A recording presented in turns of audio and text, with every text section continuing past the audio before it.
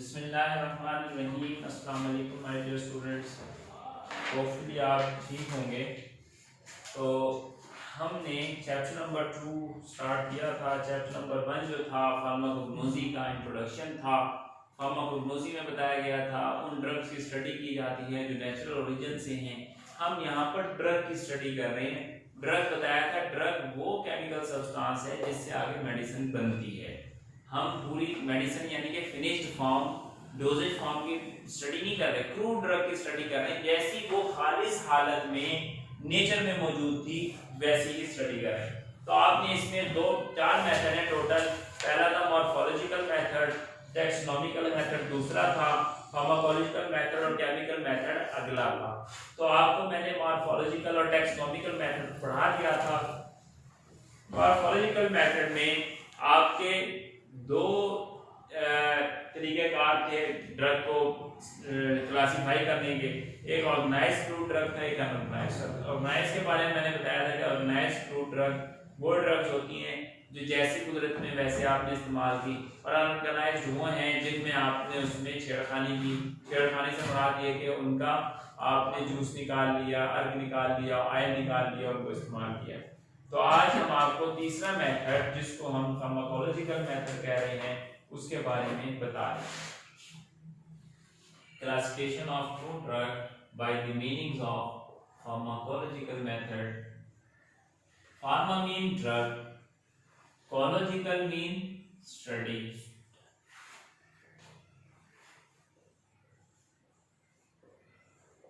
Pharmacology की cological method का लफ्ज निकला है फार्माकोलॉजी से।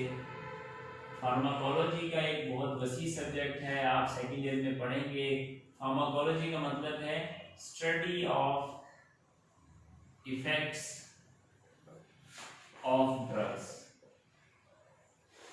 On body. इंसान के जिस्म पर दवा के असरात की स्टडी को फार्माकोलॉजी कहते हैं। क्या कहते हैं भाई? फार्माकोलॉजी।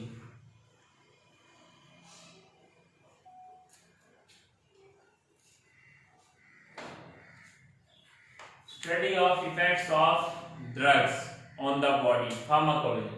तो फार्माकोलॉजिकल मेथड का मतलब क्या है? अगर कोई दवा कैंसर खत्म करती है तो उसको हम कहेंगे एंटी कैंसर, ठीक है। बुखार कम करती है तो उसे हम कहेंगे एंटी पायरेटिक। वो दवाएं जो बुखार उतारती हैं उसको पायरेटिक कहते हैं, एंटी पायरेटिक, ठीक है। तो इस तरह जो पेट का दर्द खत्म करेगी उसको कहेंगे एंटी स्पैज्मोडिक, एंटी स्पैज्मोडिक्स, जो पेट का स्पैज्म खत्म करती हैं। समझ आ रही है? तो ये क्लासेस है फार्माकोलॉजी के लिहाज से कि दवा जिस्म पे जो असर कर रही है उस असर का नाम मैंने बोर्ड पे लिख दिया। स्पैज्म खत्म कर रही है एंटी स्पैज्मोडिक, कैंसर खत्म कर रही है एंटी कैंसर, ठीक है। तो इस तरीके से अब हम दवा की क्लासेस पढ़ेंगे उनके फार्माकोलॉजिकल एक्शन के लिहाज से कि जिस्म पे वो क्या एक्शन कर रही हैं। तो ये चैप्टर नंबर 2 है क्लासिफिकेशन ऑफ ड्रग में। चैप्टर नंबर 2 क्रूड ड्रग का है, उसमें थर्ड मेथड क्लासिफिकेशन का फार्माकोलॉजिकल मेथड है। हर चीज ऊपर लिखी हुई है, ग्रुप में सवाल कर रहे हो कोई जवाब नहीं दे रहा।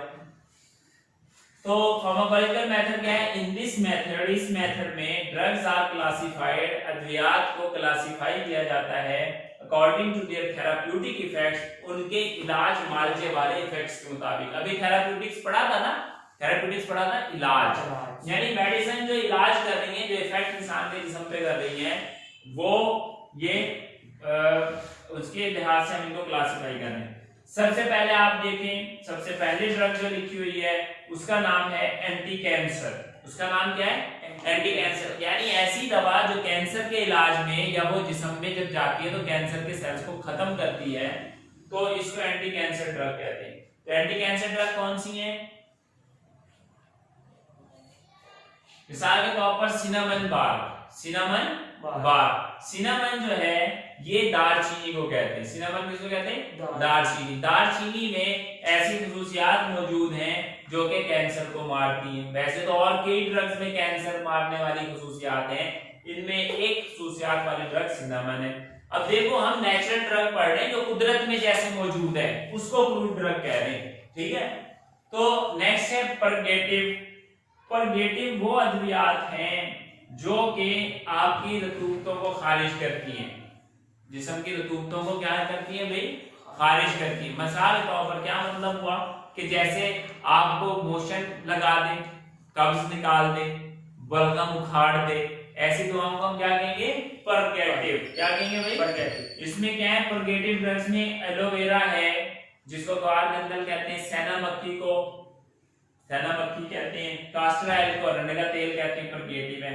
एंटीस्पास्मोडिक, एंटीस्पास्मोडिक वो दवाएं जो स्पैज्म खत्म करती है। स्पैज्म कहते हैं पेट के दर्द को, पेट के दर्द को। पेट में कहीं भी दर्द है, गुर्दे में दर्द है, मसाने में दर्द है, कलेजे में दर्द है, जिगर में दर्द है, लबलबे में दर्द है, पित्ते में दर्द है, आंतों में दर्द है, इसको स्पैज्म कहेंगे, ठीक है। इसको क्या कहेंगे, स्पैज्म। एंटीस्पैज्मोडिक वो ड्रग हैं जो कि स्पैज्म खत्म करती हैं। इसमें एक ड्रग है बेलाडोना, और बेलाडोना प्लांट से हायोसाइनामिस कंपाउंड निकाला जाता है जो कि स्पैज्म को खत्म करता है। उसके अलावा क्या है भाई, एस्ट्रिंजेंट। क्या है भाई, एस्ट्रिंजेंट। एस्ट्रिंजेंट कहते हैं ठंडक का एहसास दिलाने वाले। एस्ट्रिंजेंट ठंडक पैदा करने वाली अद्वियात। ठंडक मतलब अगर आप जल गए तो आप चाहोगे कोई ठंडी चीज लगाओ, जैसे आपने पेस्ट लगाया, ठंडक का एहसास हुआ, ऐसी ड्रग को कह रहे हैं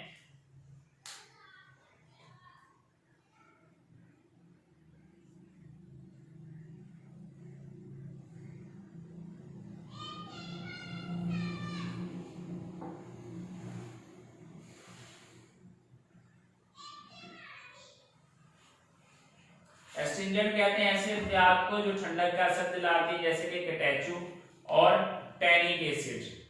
कैटेचू और टैनिक एसिड। कैटेचू कहते हैं कत्थे को, और टैनिक एसिड एक केमिकल है, एसिड है जो कि मुख्तलिफ कंपाउंड्स के मुख्तलिफ प्लांट से निकलता है, ये भी ठंडक का एहसास दिलाता है। एक्सपेक्टोरेंट कहते हैं बलगम कुशा।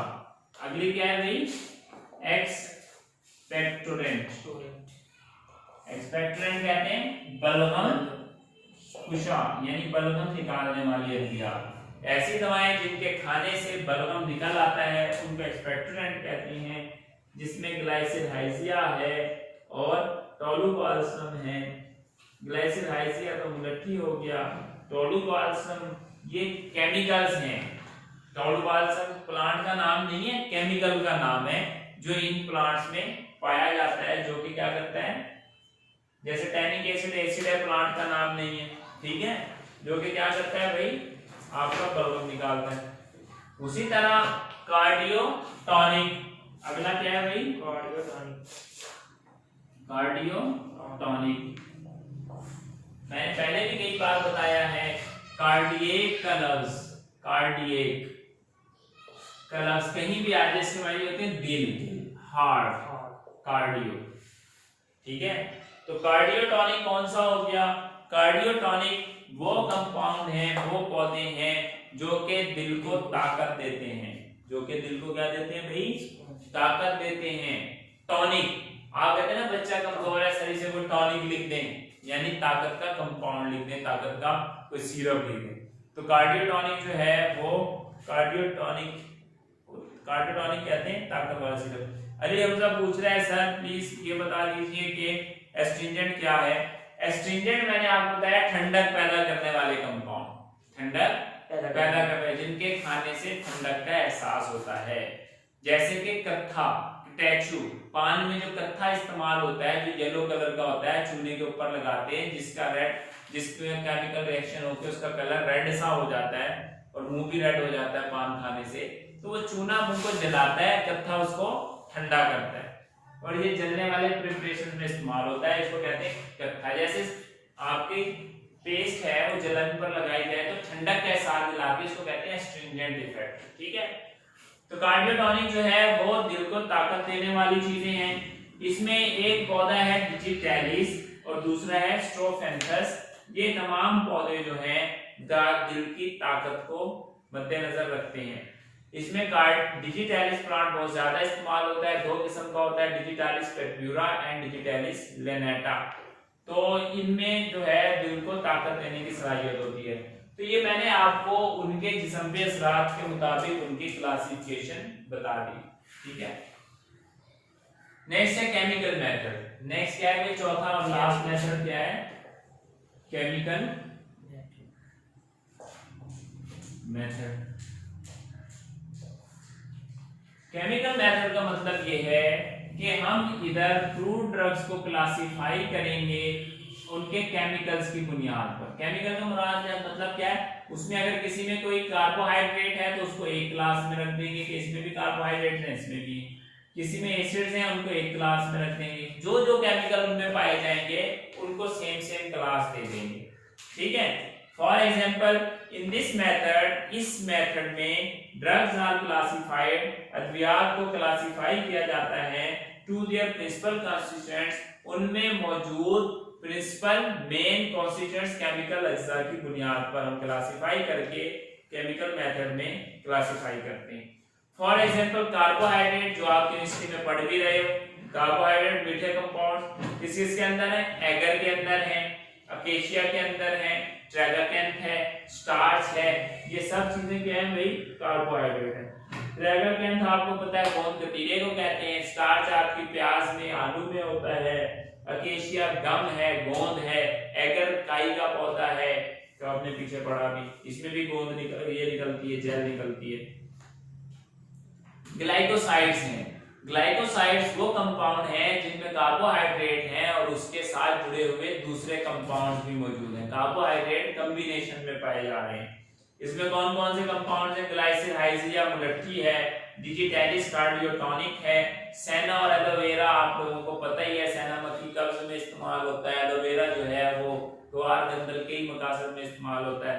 तो इनमें जो केमिकल कंपाउंड है जिसकी वजह से इनकी मेडिसिनल अफादियत है, जिसकी वजह से इनकी मेडिसिनल अफादियत है, उनके नाम लिखे हुए हैं कि एलोवेरा की, ग्लाइसिहाइजिया ग्रेबरा की जो मेडिसिनल अफादियत है तो वो ग्लाइकोसाइड्स की वजह से है।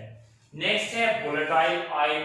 मैं आपको जरा वोलेटाइल ऑयल के लिए पेन इसलिए उठाया, कल आपको मैंने फिक्स्ड ऑयल बताया था, फिक्स्ड ऑयल, फिक्स ऑयल बताया था, ऐसा ऑयल जो रूम टेम्परेचर पर बुखारात बनकर ना उड़े, रूम टेम्परेचर पर स्टेबल हो, यानी आप शीशी की ढक्कन खोल भी दे दो कहीं ना जाए, जैसे सरसों का तेल बादाम का तेल। और वोलेटाइल बताया था ऐसी चीज जो बुखारात बन के उड़ती है उसे वोलेटाइल कहते हैं। और ऑयल का मतलब ऑयल जो रूम टेम्परेचर पर अनस्टेबल हो, अनस्टेबल। रूम टेम्परेचर की बात कर रहा हूं मैं, चूल्हे की बात नहीं कर रहा, चूल्हे पर तो आपका स्टेबल ऑयल भी उड़ जाएगा, पक के वो भी उड़ जाएगा, रूम टेम्परेचर की बात कर रहा हूं। रूम टेम्परेचर पर जो चीज अनस्टेबल है, वोलेटाइल है, खुद ब खुद बुखारात बन के उड़ती है, जैसे कि आपकी खुशबुएं, जैसे कि आपके गरम मसाले, तो उनमें कौन सा ऐसा कंपाउंड है जो इन्हें वोलेटाइल बना रहा है, उसको वोलेटाइल ऑयल कह रहे हैं। अब इसकी मिसालें क्या है, सिनामन दालचीनी, फनल सौंफ, क्लव लौंग, कारवे जीरा, जीरा दालचीनी सौंफ, ये सब गरम मसाले, धनिया कोरिएंडर, ये सब चीजें आप लिख सकते हैं, ठीक है। तो ये और कार्डमम, इलायची, ये सब गरम मसाले, इनकी खुशबू है। किसी भी चीज की स्मेल होना उसमें मौजूद वोलेटाइल ऑयल की वजह से है। आपके पसीने की जो स्मेल आती है, इंसान की जो स्मेल है, वो क्यों आती है, पसीना मुझे आ रहा है पर हवा उसे बुखारात बना के उड़ा के दूसरों तक लेके जा रही है, तो दूर से स्मेल आ रही है, ठीक है। इसलिए अच्छी खुशबू या बुरी खुशबू किसी वोलेटाइल चीज, बुखारात बनने वाली चीज की वजह से है। समझ आ रहा है बात। नेक्स्ट कंपाउंड है अल्कलाइड्स। कौन से कंपाउंड है भाई, अल्कलाइड्स। अल्कलाइड्स भी बहुत अहम कंपाउंड हैं और हमारी बहुत सी जरूरी चीजों में पाए जाते हैं। अल्कलाइड जो है ये नाइट्रोजन कंटेनिंग कंपाउंड है। कौन से कंपाउंड है, नाइट्रोजन, इनके अंदर नाइट्रोजन होता है, जायके में ये कड़वे होते हैं, बहुत कड़वे भी, कम कड़वे भी, दरमियाने कड़वे भी, और जहर में भी अल्कलाइड्स होते हैं। जितने भी दुनिया के जहर हैं जो इंसानों को मारते हैं उसको अल्कलाइड्स उनमें पाए जाते हैं। अल्कलाइड्स जहरीले कंपाउंड भी हैं जब बहुत ज्यादा तादाद में हो, इसलिए कहा जाता है भाई ये तो जहर से भी कड़वी चीज है, यानी इसमें अल्कलाइड है, कड़वा तो अल्कलाइड होता है, तो जहर कड़वा क्यों बन गया, मिसाल बन गई वो इसलिए कि जहर कड़वा होता है अल्कलाइड्स की वजह से। अब अल्कलाइड किसमें, कि बेलाडोना के प्लांट में, हायोसाइनम साइनमस के प्लांट में, जो कि इस्तेमाल हो रहा है किसके लिए, आपके पेट के दर्द के, पेट के मसाइल के लिए इस्तेमाल हो रहा है। बेलाडोना एक ऐसा प्लांट है जो पाकिस्तान का नेटिव नहीं है, यहाँ का मकामी नहीं है, इसलिए इसका कोई लोकल नाम भी नहीं है, ये यूरोप में पाया जाता है। बेलाडोना कहते हैं, बेला कहते हैं खूबसूरत को, डोना कहते हैं मोटी आंखों वाली औरत, खूबसूरत औरत, खूबसूरत लेडी विद बिग आई। इसकी उर्दू डेफिनेशन यानी कि इंग्लिश में तर्जुमा ये इटालियन और फ्रेंच लैंग्वेज की जबान का लफ्ज है। बेसिकली ये प्लांट इस्तेमाल होता था, फीमेल इसको करती थी यूरोप में स्विमिंग के लिए, तो वो इसको खाती थी तो वजन लूज होता था, तो इसकी वजह से इसका नाम बेलाडोना पड़ गया कि औरतें खूबसूरत हो जाती हैं। अब तो होम्योपैथिक में इसकी दवाइयां मिलती हैं जो यूरोप से, जर्मनी से, क्योंकि होम्योपैथिक तरीका इलाज जर्मनी का है, वहां से बन के आती है। बेलाडोना के कैप्सूल सीरम मिलते हैं जो औरतें स्लीपिंग के लिए इस्तेमाल करते हैं, और मेडिकल में इसे स्लीपिंग के लिए नहीं दिया जाता, इससे निकालने वाला कंपाउंड हायोसाइनामस को पेट के अमराज में इस्तेमाल किया जाता है। नेक्स्ट रेजिन्स हैं। रेजिन्स ऐसे केमिकल का मुरक्कब है जिसमें वोलेटाइल ऑयल और फिक्स्ड ऑयल मिक्स होते हैं। चिकनाई वाली चिपचिपी चीजें होती हैं, चिकनी वाली चिपचिपी, एक गोंद चिपचिपी है, चिकनी नहीं है, और एक चिकनाई वाली चिपकन है, उसको आप कहते हैं रेजिन्स। के बारे में भी आप आगे पढ़ेंगे, फिर आपको मजीद क्लियर हो जाएगा।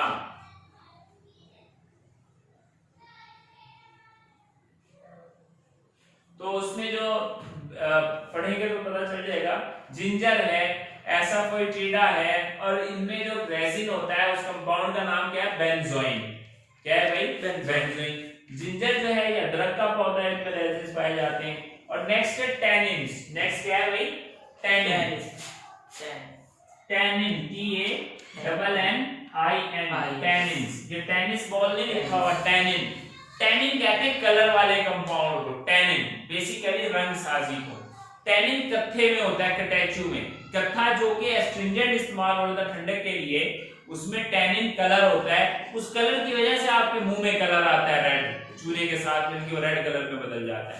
ठीक है, पहले जब मसनूई कलर इजाद नहीं थे, कपड़े जब इंडस्ट्री बनती थी, इंडस्ट्री तो नहीं थी, लोग घरों में कपड़े बनाते थे, वो कुदरत में मौजूद रंगों से अपने कपड़ों को रंगते थे। कुदरत में मौजूद फूल लेते थे, उनसे येलो कलर, रेड कलर वगैरह मतलब लगाते थे। इसी तरह टैनिन से टैनिन का कलर चढ़ाते। तो ये टैनिन एक कंपाउंड है, ये किसमें होता है, ब्लैक कटैचू में। किसमें होता है भाई, ब्लैक कटैचू। कटैचू कहते हैं कत्थे को, काले कत्थे में होता है। एक ब्राउन कत्था होता है, काला कत्था होता है। इसी तरह टैनिन आपकी चाय में भी है, टैनिन आपकी टी, चाय की पत्ती में भी टैनिन है।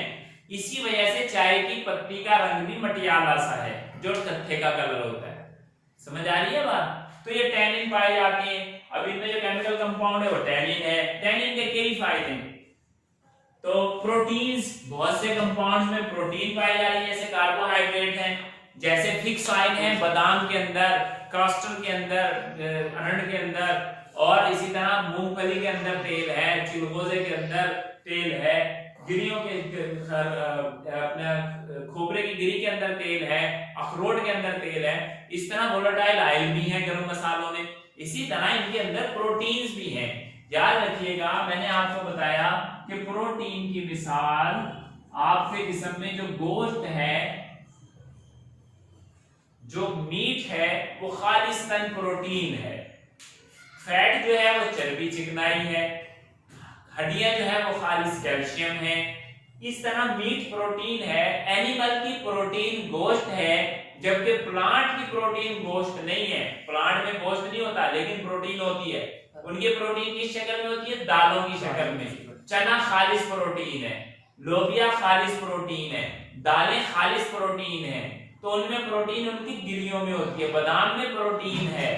समझ आ रही है बात। तो प्रोटीन होती है। अब प्रोटीन किसमें है भाई, पेपेन में है, ब्रोमेलेन एक एंजाइम है, जेलेटिन वगैरह, इन सब चीजों में प्रोटीन है। प्रोटीन के लिए आप कुछ भी लिख सकते हो, पल्सेस लिख सकते हो, दालें, ठीक है, बीन्स लिख सकते हो, सीरियल्स लिख सकते हो। इन सब में क्या है भाई, प्रोटीन है, इनकी मिसालें आप लिख सकते हैं। तो यहाँ पर हमारे आज का दूसरा मेथड भी खत्म हुआ, जिसका पहले का नाम था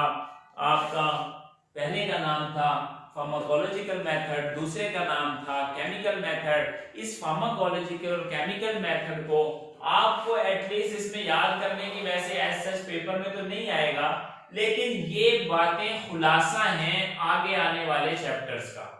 आपने फार्माकोलॉजिकली प्लांट भी पढ़ने और केमिकली भी। अगर आप ये दोनों टेबल याद कर लो, जो मैंने टेक्सोनॉमिकल मेथड था उसको कहा था याद नहीं करना, लेकिन जो आपका अनऑर्गेनाइज्ड ड्रग और ऑर्गेनाइज्ड क्रूड ड्रग है, ये पेपर में आते हैं कि भाई वैक्स जो है वो ऑर्गेनाइज्ड क्रूड ड्रग की मिसाल है या अनऑर्गेनाइज्ड की, आपको पता होना चाहिए। ठीक है, तो इनको याद करना है।